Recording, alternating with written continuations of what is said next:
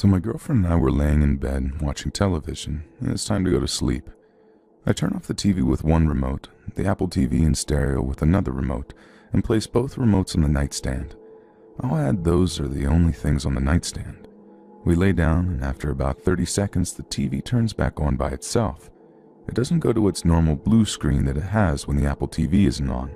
It's just black. A little confused, I turn it back off and put the remote back in its place. Then the stereo turns on by itself. I look up and try to turn it off with the remote, and it won't turn off. The button is doing nothing. Then, the volume numbers start going up and down. No sound is coming out, just the numbers on the display are rapidly going up and down. I still can't turn it off, so I get up, unplug both of them, and lay back down. Then the whole room turns dark red. Mind you, my eyes have already adjusted to the dark, so I can see the room clearly. There's no light source in the room and no light coming through the window, but the room is completely red, as if the air itself turned red, as if I had just put on red-tinted glasses. Everything is just completely red. I'm freaking out to myself, blinking hard, thinking I'm having a stroke or something when my girlfriend says, "Did the room just turn red?" Now I'm really freaking out because it's not just my imagination. "Yeah, everything just turned red all of a sudden," I say. "You see it too?" She says, "Yeah, everything just turned all red." I turn the lights on, and then the red is gone. I look around the room for anything, but there's nothing out of the ordinary. The color is back to normal. I turn the lights off and lay back down. Now, there's a huge black spot on the ceiling. Just a circle on the ceiling that's pitch black. I turn the lights on, and there's nothing there. Nothing that would cast a shadow, nothing in that spot. Lights off, black spot. Lights on, nothing. Lights off, black spot. My girlfriend sees it too, but now she's rolled over and reciting the Our Father in Heaven prayer repeatedly. I say it a few times as well, trying to ignore everything, and somehow manage to fall asleep about an hour later. I still have no clue what had just happened. I'm pretty religious, so I told my priest neighbor what had happened and asked him to bless my room. He told me he believes I was visited by something not of this world. Nothing has happened in a month since. I should mention my sister who lives with us practices witchcraft. She will swear up and down she only does white magic, but that makes no difference to me. Witchcraft is witchcraft. You never know what you're letting in.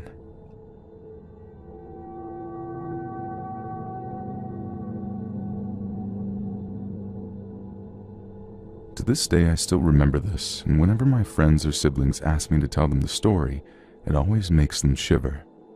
This took place in 2006 when I was 13 years old. I always wake up early for school so I can cook myself some breakfast and take my time to get ready, as I hated rushing. I woke up at about 7 a.m., and in the UK, sometimes the morning is still quite dark. Our kitchen has a direct view to our garbage, and you can look inside it. It was quite dark in there.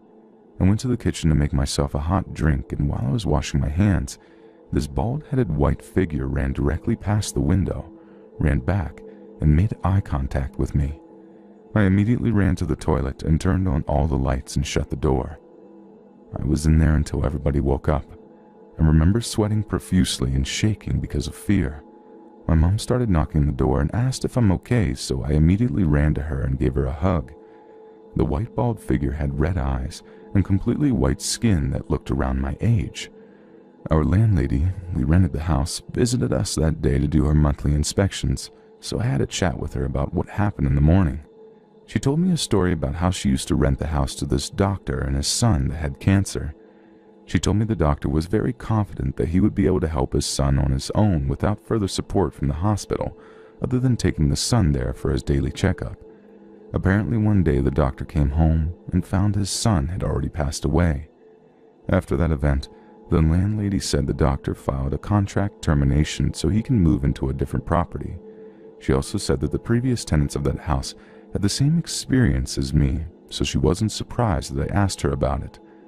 We moved out of that house 6 months after, and I walked past it several times, noticed that the house was demolished and turned into a fish and chip shop, but kept the garage.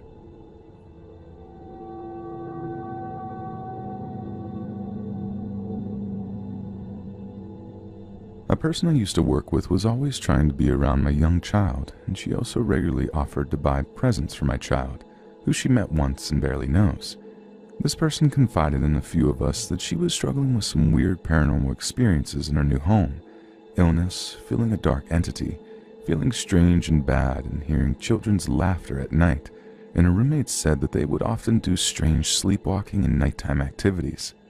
After this person talked to some of us at work about this, she asked if we could hang out, and I jokingly said I didn't want to hang out with her until she got her crap sorted out because I had a baby at home. That night, my child had a very messed up experience. My child is 3 and was co-sleeping with my husband and I. Our kid started crying out with a nightmare, yelling for mom and dad. We could not wake them up even with light shaking. Then they went stiff, like planking, then rolled over, opened their eyes, and smiled with half of their mouth. They looked happy, but mean facially. They then started hacking, not coughing, more like a raspy gasping. We thought our child was having a seizure or stroke and was having trouble breathing. We started throwing clothes on and gathering things for the ER. Our child projectile vomited before we got them to the car, and then seemed somewhat to be waking up, was crying, talking about monsters in their eye, and told us their mouth wasn't working. As we drove to the hospital, my husband, who believes in paranormal stuff, said it seemed like our child was possessed. I told him about the girl at work, and he was worried and wanted to pray, so we began praying on our way to the ER. Our kid freaked out badly and screamed for us to stop saying that. Our child did not look like themselves. They looked very angry. It was very odd, and we kept praying and told anything negative to leave and leave us alone. As we pulled into the ER and finished praying, our kid all of a sudden looked back to normal, and it was like they just woke up in a way. Then they just said, "We're in the car," like totally normal, as if nothing had happened. They then looked at me and said, "Mommy, you're in your jammies." They had no recollection of the entire experience or drive to the hospital. It was absolutely crazy. The doctor said our kid was fine and said it must be night terrors and sent us on our way. We decided to get holy water, bless the house, have our child blessed by a priest, cleanse the house with sage, etc. We had no experiences since then. Then today this girl came into work. I had been on vacation for 2 weeks and she had been let go while I was gone, so I hadn't seen her. I tried to ignore her but didn't want to be rude. She tried to hug me. We'd never hugged before. I tried to deflect it, but she like half hugged me and touched my left arm. It sounds crazy, but afterwards my arm got itchy. The girl looked incredibly tired and asked twice about my kid, who she really does not know. I told my husband, so when I got home from work, before I came inside, he blessed me with holy water, and I burned some sage around myself. My arm is no longer itchy, but now hurts like a tightness deep in my arm. I know it sounds very crazy, but I'm scared she did something to me when she touched me. Does anyone have experiences with this or advice of what I should do to fix my arm and keep anything bad from my child? I started looking it up online, but started getting too freaked out. My husband has some knowledge, but mostly just from paranormal TV shows and such. Any help would be greatly appreciated.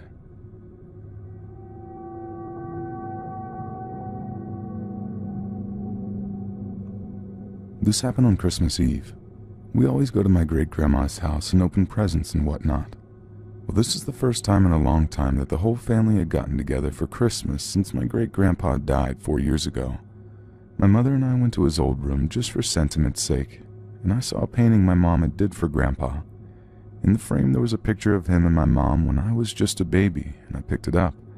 I looked at it and put it on his desk. If Grandpa were alive, he would have jokingly said, "Put it back where you got it, boy." About 4 seconds after I put it down, I felt someone grab my hand. I looked back, and my mom is on the other side of the room looking at shoes or something. It didn't feel violent. It just felt like Grandpa messing with me. It was nice. Then my Aunt Janny a few hours later felt a hand on her shoulder in his room.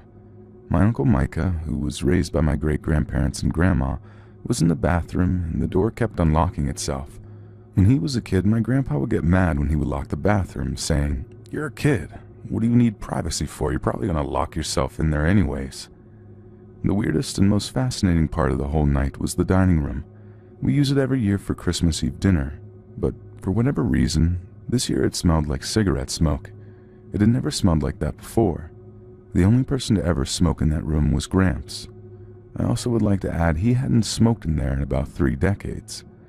I had always been a little on the fence about the paranormal, but I fully believe my great Gramps was there that night.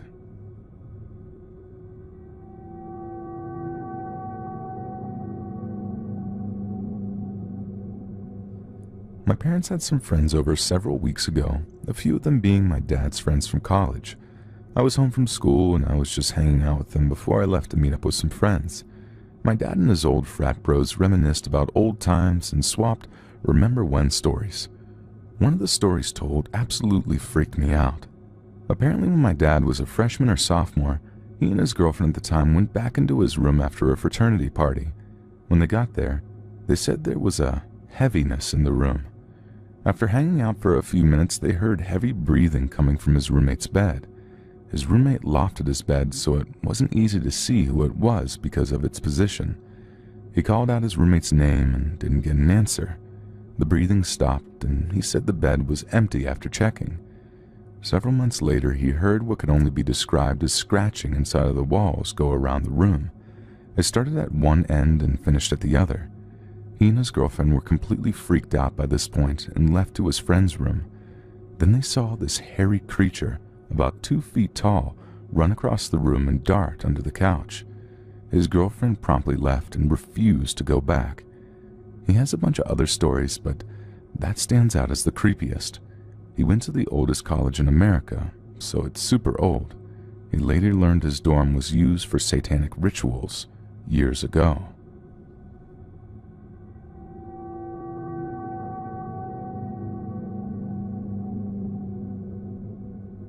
So to begin, my basement is about medium-sized.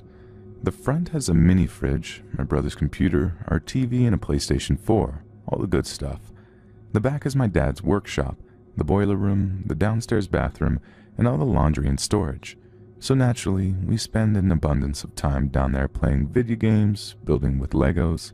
Yes, I still do that, and sometimes napping while my parents did stuff in the back. The issue is that the basement just feels off. I think I really started getting this nagging, scared feeling when I was 10. When I went to bed, I was often the last out of the basement, so I'd turn off all the lights. You know that whole spiel about rushing up the stairs so that ghosts can't grab you? I did that a lot. Usually I'd have fun with it. And then, for no reason whatsoever, the affair became terrifying. Every single person that left the basement for the night brought me closer and closer to straight-out cold terror. I couldn't tell you why.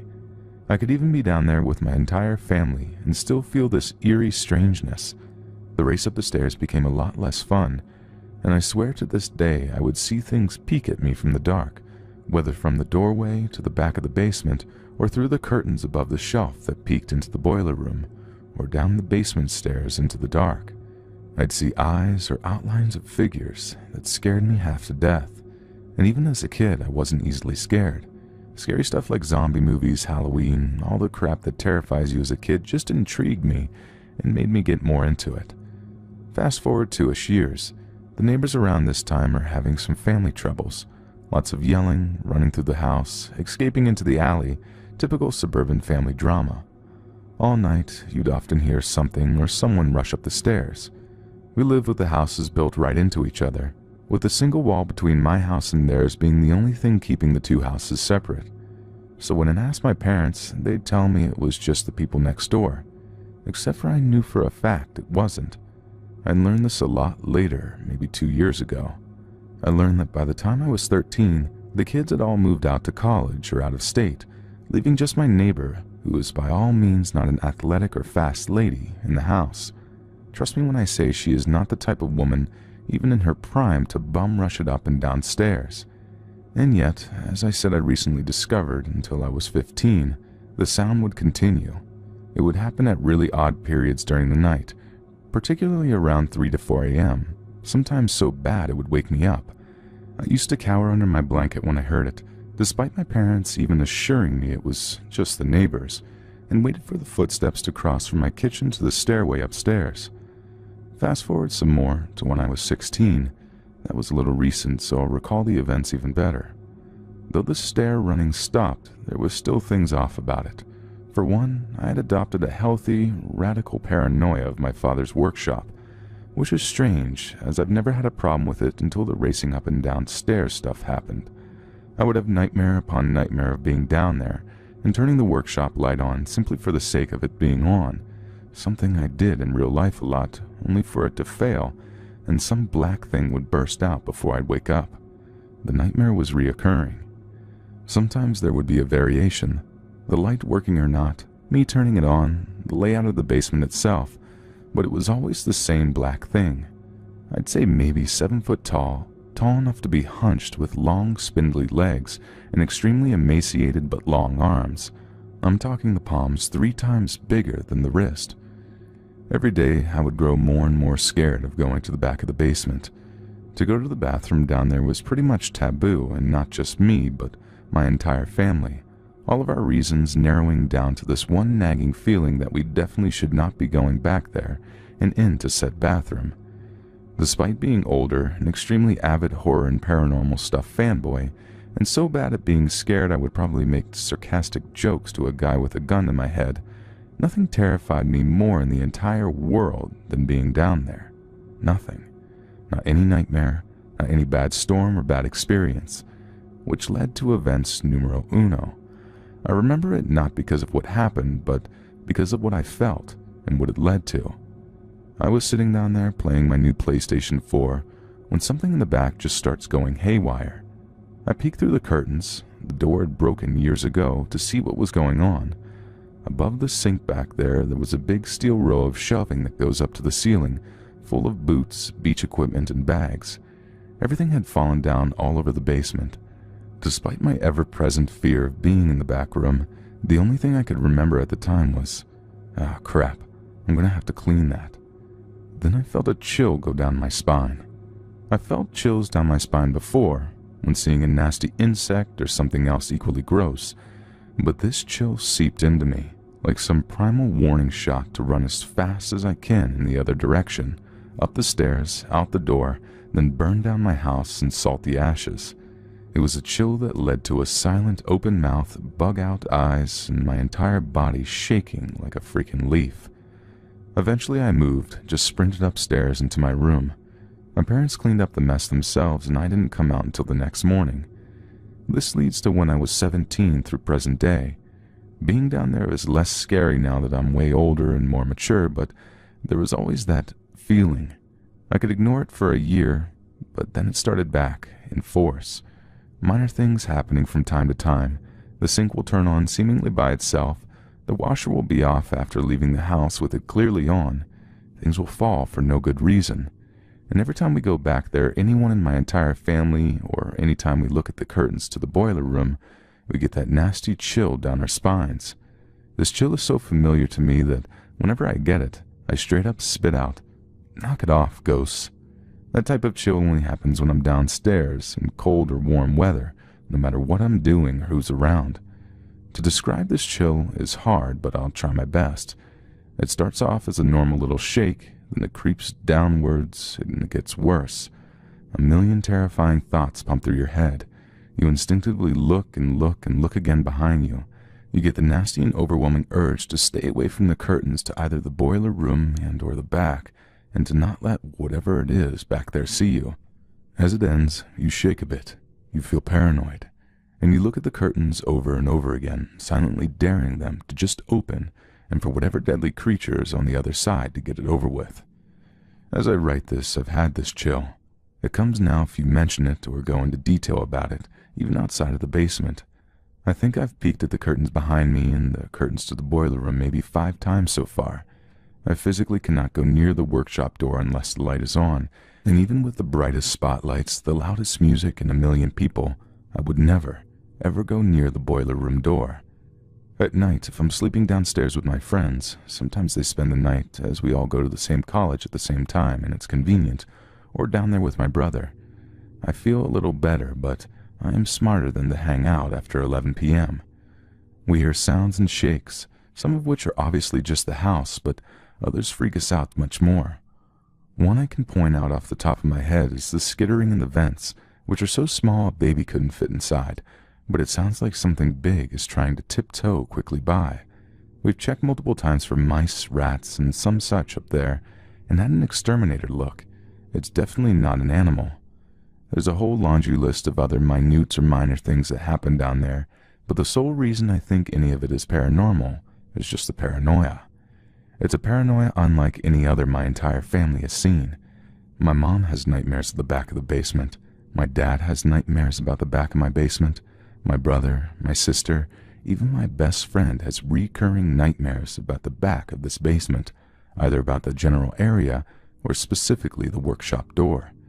It's such powerful paranoia that none of us, not a single one, nor anyone who's ever over will ever go down into the basement without one light on, because it fills you with a primal terror when they aren't. When I do nap, I always nap during the daytime, and when we do sleep down there, we do it with all the lights in the back of the basement on. Now, this could all be some placebo effect, some mind over matter thing, but it well and truly does not seem like it. The raw fear that emanates from being down there is absolutely gut-wrenching.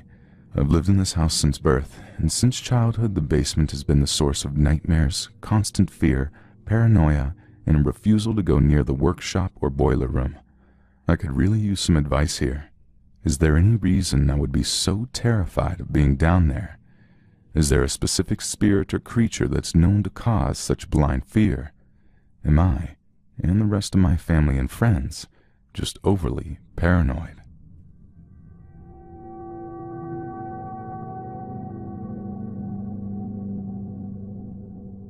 Back in 2017, I lived in Australia on the Sunshine Coast, a beautiful tropical tourist location with a small to medium population. I was one of 5 people sharing a new house, built within the last 3 years, and I shared a room with my current boyfriend.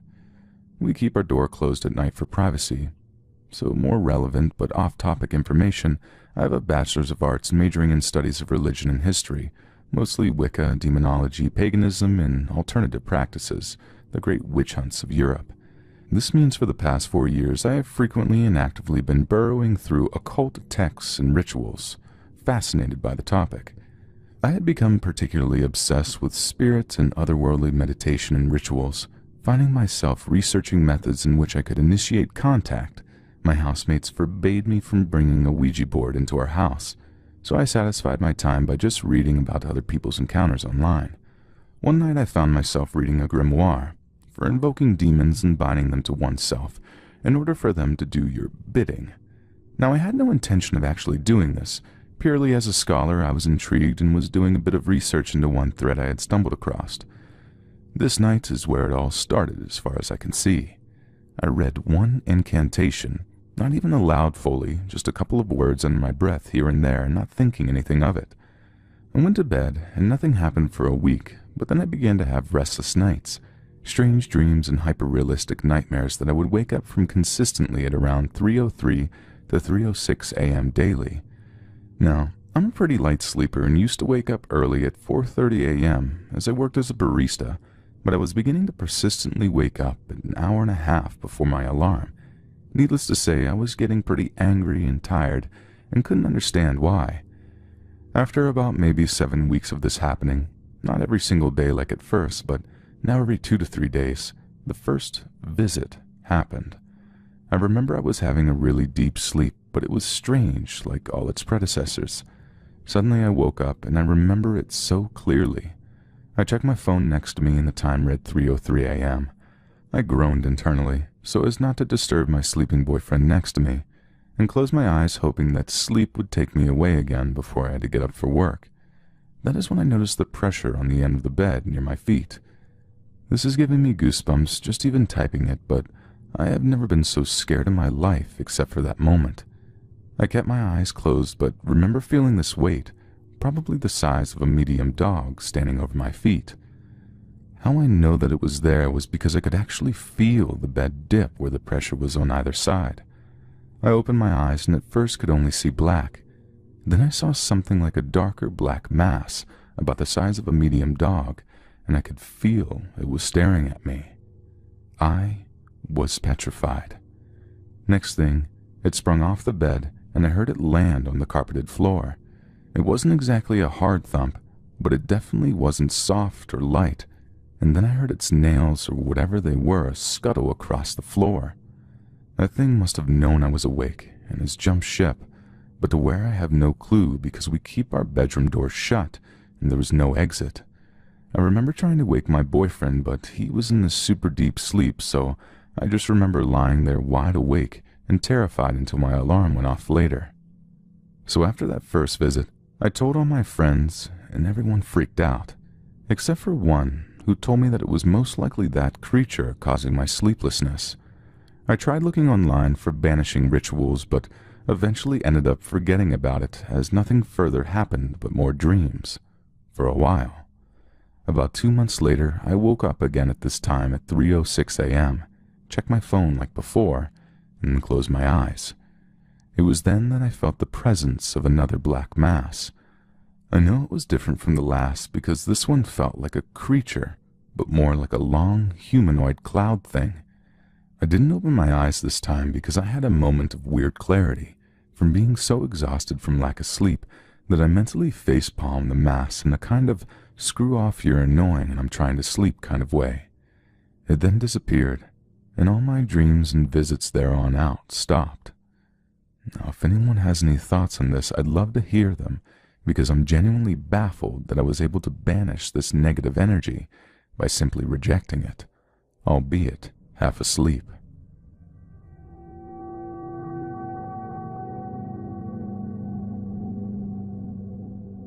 This happened about 3 years ago. I live in New Jersey, and anyone familiar with the Weird New Jersey series will definitely know about Devil's Tower. It's a huge dark tower surrounded by mansions and a place people venture out to take pics or see if they can catch anything paranormal. The story of the tower is of a man who built it for his wife, and when she discovered he was having an affair, she killed herself by jumping out of the top window of the tower. And the legend is if you drove around Devil's Tower backwards 3 times and turn off your car, she'll begin to mess with it, or if you walk around backwards 3 times at 3 a.m., the devil will appear in front of you. Now, I'm a huge fan of the paranormal and the unexplained ever since I was about 9 or 10 years old. I'm 21 now. So I'm always up for things like this, but I'm also careful not to disturb or step out of line, afraid to upset said spirits. And when it comes to stories or things like a ghost messing with your car, definitely did scare and interest me at the same time. But I always take stuff like that with a grain of salt because those were just rumors, and no one nor myself experienced anything strange at the tower until that night. It was the beginning of October, and a couple of people from my job decided to go to the tower as a group just to check it out. We're all big fans of things scary, so why not? I asked my friend to join me, I'm going to call him John, and the people from my job, call them Natalie, Eric, Jesse, Maria, and Barb, and they planned to meet us there. John isn't into horror and paranormal stuff like me, and he doesn't really believe any of it, but he's always up to do something other than sit at home, so he said he would come with. When you pull into the road where the tower is, all you see is the bottom of it, and there's some light shining on the entrance that's now blocked by a gate. You can't see the top window until you get closer, and since there was a group of us, we weren't going to try driving backwards, so we were just going to stand outside and take in the view. I park my car, and John and I walk over to the group. Barb, Jesse, and Maria were sitting on the curb smoking a cigarette, while Natalie and Eric were standing looking right up to the tower's window. Natalie and Eric are heavy into the occult and paranormal, and Natalie claims to be a psychic. Even though I'm into the paranormal, I'm not always quick to believe someone has this kind of power, unless they prove it to me. This was the first time John was meeting anyone from work, so I introduced him to everyone, and then we just stood around and made small talk when Natalie began saying the woman's spirit was coming to her and saying she doesn't like us all here. John thought this was just a bunch of crap, so he started laughing and making jokes about how he didn't care what she thought about us being there. Natalie just glared at him, and I asked Eric if I can look at the Weird New Jersey book he had brought, the edition with the Devil's Tower story in it. During this time, Jesse had come over to us. Barb and Maria were checking out the tower from different angles, and John, who was having enough of Natalie saying the woman wanted us to leave, ran up and peed right on the tower, giving it a swift kick. Natalie just stared at him and said, "Oh, she definitely didn't like that." I just brushed off what she said. Whatever, maybe she was trying to be cool. I had only been working with these people for a few weeks, so I didn't really know them all too well at the time. I started reading out loud the Devil's Tower section of the book, and when I was done, I made a comment about how I didn't know about the legend of walking backwards at 3 a.m. supposedly made the devil appear. John laughed and started walking backwards, yelling for the devil or whatever was there to appear. I started to get nervous. This is definitely the kind of thing I know not to do, so I made a joke that he looked stupid because it was 10 p.m. and the legend said 3 a.m. Natalie just stood there and shook her head, and I kept my head down, flipping through the book. I could hear John laughing and yelling, "Where are you? I keep walking backwards." He eventually stopped and walked over to us, and I told John that he needs to stop. Believe it or not, there were still mansions surrounding the tower with residents in them, and I'm 100% sure they don't like to deal with disruptive people visiting. While I was scolding him, I heard someone yell, "Oh crap!" It was Maria pushing Barb closer to us. "Look up." I just looked at them, and the first thing I thought was they were screwing with us, trying to scare us, so I look up, and there was this white figure just standing there. Now, the window at the top of the tower has 4 sides, and at each angle you can see right through the sky window. "It's a cloud," was what came to my mind right away. It has to be a cloud. I have been here so many times and have never seen anything. I always felt in this type of situation that I would freeze up, run away, or scream. But I just walked over to the other side of the tower where Barb and Maria had been standing. I needed to prove to myself that this is a cloud or some mirage. Slowly I looked up there, and there it was. A white mass that had no face, but it was the shape of a person with flowing hair, and it was looking down at me. I just stood there and felt like I couldn't breathe. Every part of me was saying I needed to go, and I sped walk over to everyone, and they all just started walking with me. They knew I saw it, all but John, who was refusing to look up at the tower. "Oh, you're just seeing things," he laughs. I started walking backwards and watching this white figure prop itself onto the windowsill, back to the corner and knees to chest. It was watching us leave. "John," I said, looking at him. His back is turned. "Look up. I'm being serious. It's sitting on the window. I watched it sit there." He just laughed at me and kept walking, and my heart is racing at this point. We didn't even say goodbye to each other. We just got in our cars and sped out of there. I kept looking in the rearview mirror, and it was still there. When we were far away from the tower, I started yelling at John. "How stupid can you be?" I yelled. "You call out for this kind of stuff, and look what happened." He just kept laughing. "You're just seeing crap." "How do you know? You barely looked." He ignored me, and we didn't bring it up the rest of the way home. I couldn't sleep that night. I just laid in bed with this horrible feeling someone was looking at me from the corner of my room. It could have just been my nerves keeping me up because I didn't see anything. I just felt it. The next day at work, we told our other coworkers that didn't come with us about the experience, and then never really talked about it after that. Up until recently. A couple of months ago, I saw Marie and Jesse at work, and they just stopped in their tracks, looked at me and said, "Hey, you brought that crazy white boy that angered the spirit at Devil's Tower." I looked at them and laughed. "Yeah, he's a freaking idiot." I've only visited the tower twice after this, and haven't returned since the last time where I had another strange experience. Maybe I'll talk about that again one day, but for now, this is the end of my story of my first experience at Devil's Tower.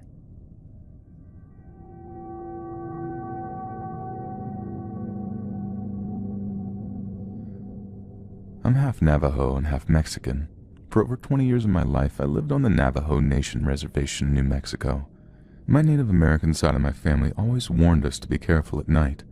My grandparents would always tell me stories of these shape-shifting witches who can curse you, kill you, or mess with you.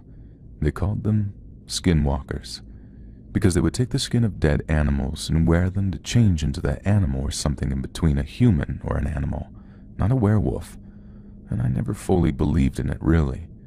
I'm only half Navajo and light-skinned, so I was never treated the same way by most people here, so I drifted away from the culture and thought it wasn't for me. So it was around summer, and this happens when I was in high school, so it was about 6 to possibly 8 years ago. I would have been like 15 to 17 then. I used to hang out with a group of guys who liked to do a lot of delinquent type stuff. You know, smoke cigs, stay up all night, all the guys playing video games at somebody's house. Then at 3 a.m., if we felt like it, we would go sneak out to Paradise. I know it's ironic, the name. It's basically a giant metal pipe that carries irrigation water to all the farms, but really it was also a spot for kids to drink or get high in the evenings. However, the place did have a scary history of kids and adults who drowned or died in the night, but I always thought that those were urban legends also. But at 3 a.m., that was our time we as boys would test one another to cross this pipe, sort of an initiation, see how far you could go, you know. We usually could go all the way across. Now keep in mind, the pipe goes well over 3 stories high. It's also wide. I'd say as wide as an average car. We would walk this thing for kicks in a group of 9 at 3 a.m. So one night, me and a small group of friends were driving around bored at 2 a.m. Wanting to spook each other, I said, let's go to Paradise and walk the pipes, as most of these friends I was hanging out with had never done anything like that before. They agreed, pumped up on energy drinks, and we drove out. It was pretty quiet. The sky was dark and the night was cold. The boys with me were Michael, Cordy, Tommy, and Thero. Now, Thero was the driver because he had the car, and his family was pretty well off, too, so he never had to worry about cash. We got to the place, and he didn't want to go. Said his parents were traditional, and he wanted to just chill in the car. Basically, he wanted to text some chick, I'm sure, without us bugging him. I told him it's fine, keep the car locked and running in case we see something scary. Me and the other boys went on without him. As we got onto the pipe, a few of the guys were scared and had me take lead. As we crawled, I'd say 1/4 of the way on the pipe, talking and laughing. I noticed a faint white or light gray bat, bigger than my head, flying around us. It dived for us a few times. We dodged it, but then Tommy slipped because of the Converse he was wearing and almost fell off the pipe. I reached out to him and grabbed his right arm. Michael had grabbed my shirt collar and Cordy had grabbed him. Altogether, we got back on the pipe, shaken. Then we almost lost Tommy into the dark depths below. The bat was gone. We were all freaking out, but the guys wanted to continue. We laughed about it as guys usually do. We passed the halfway point in the pipe with no problems, but as we got 3/4 of the way, Michael saw something. You see, at the end of the pipe there is a hill, and behind that hill it's brightly lit because of a church somewhere off in the distance. On the hill there was a black figure with pointy ears, a dog silhouette. Now Michael was a tough guy. He yelled at the thing saying, "I'm not scared, you skinwalker," and tossed a few rocks he had in his pocket. One rock hit the pipes, and the other fell into the brush below. That shadow silhouette dog stood up on 2 legs like a person, and we all freaked out, jaws dropped. Then Cordy said, "Look, another one on the left." Tommy said there's another one on the right. So 3 silhouettes of pointy dog-eared people on the hill. I told them to back up so we can get back to the car. The things to the right and left of the hill started to move down the hill towards us. Now there's just one standing guard on that hill, the one that first stood up. Now we're trying to go back, but we're still 3/4 of the way, and under us is complete darkness. It was quiet for a few minutes. Then we heard the sound of a girl crying, like she was hurt or scared, almost in pain. We were overcome with a strange feeling of wanting to help. Michael wanted to go back towards the end and crawl down and help this girl. I almost followed too, but inside I was like, no, something's wrong. Something isn't right. So I yelled at him and everyone, saying they were all stupid. Look at that thing up there on the hill. Did you not see those things? It's a trap. Screw that fake crying. If that girl is hurt, we'll come back when the sun's up in 2 hours and check. And the moment I said this, the crying stopped. All the guys freaked out, saying they can't believe what came over them. They said they almost forgot what we saw before. Halfway on the pipe now, and we hear a native drum being played like a powwow. We started running on this pipe, 1/3 almost to the car. Corey stops us. We all hear it under our feet, sounding like a pack of snarling, growling, yelping coyotes, but it's pitch too dark below. But we know they're under us, and we begin to run full speed. Not looking back, we book it to the car, yelling for Thero to haul it on that dirt road back to a well-lit gas station. I explained what happened to Thero. We couldn't get the girls crying out of her head, and we went back in daylight just to make sure. We didn't find the girl. Instead, in that area where we had heard the crying, we saw a coyote watching us close at a distance away. It was not shy, just looked at us for 4 seconds or so and walked into the brush. I haven't gone back there since.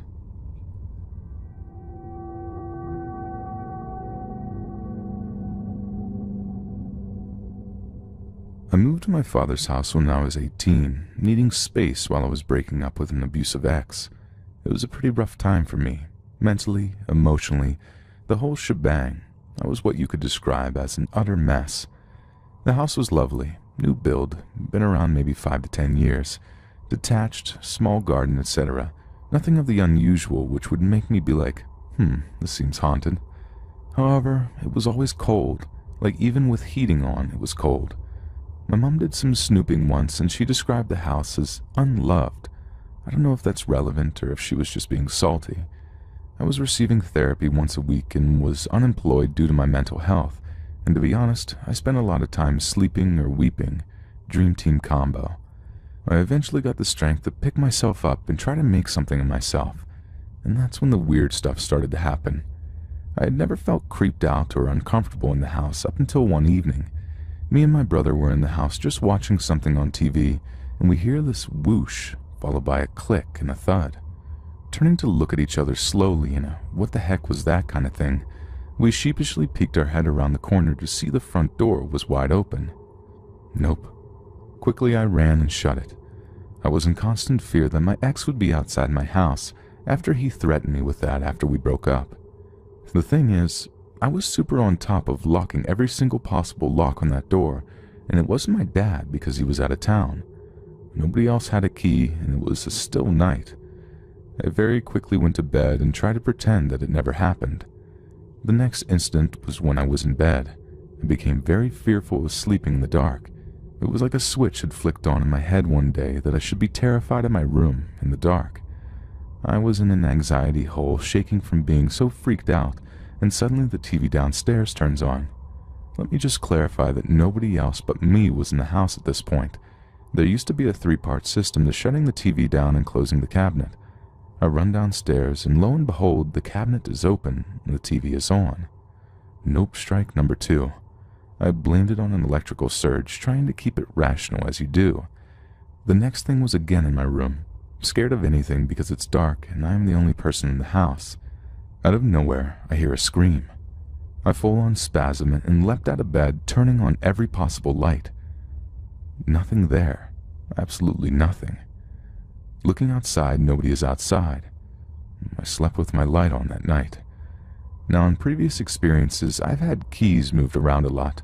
I would leave them in one place, and then they would be found somewhere else.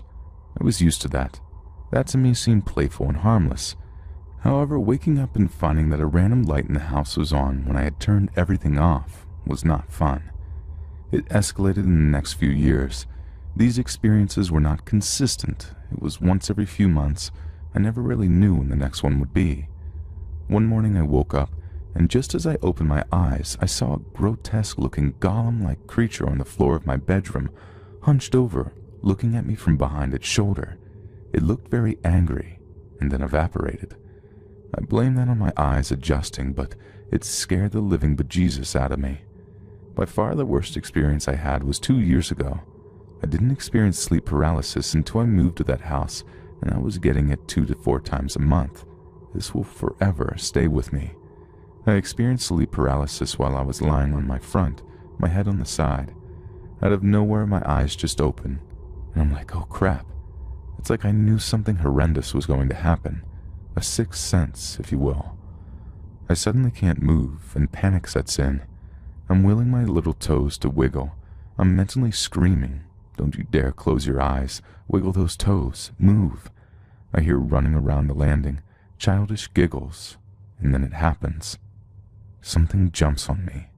I feel the pressure of something jump on my body, and then I feel something press my head into the pillow to the extent where I can't breathe.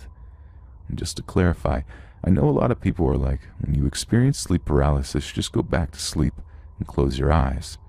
Whenever I did that, I would get this awful sensation of being roughly tickled all over, to the extent where I would be crying, where I eventually woke up. I cave.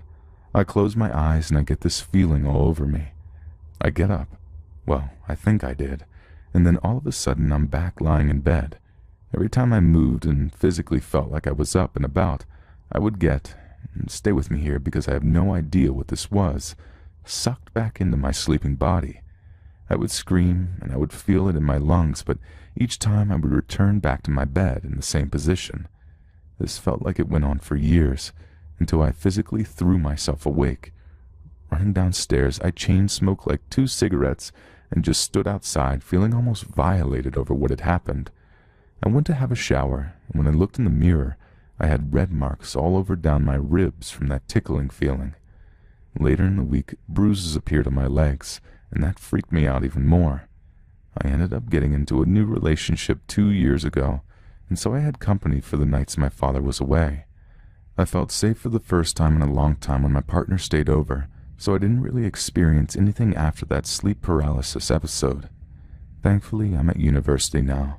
I visited over Christmas and the house just felt cold and a bit soulless. Almost feels heavy when you enter the house. They have a lodger staying in my room, so I have no idea if she experiences anything similar. Again, if anyone has any inkling to what any of that could have been, please let me know, because it still weirds me out thinking about it.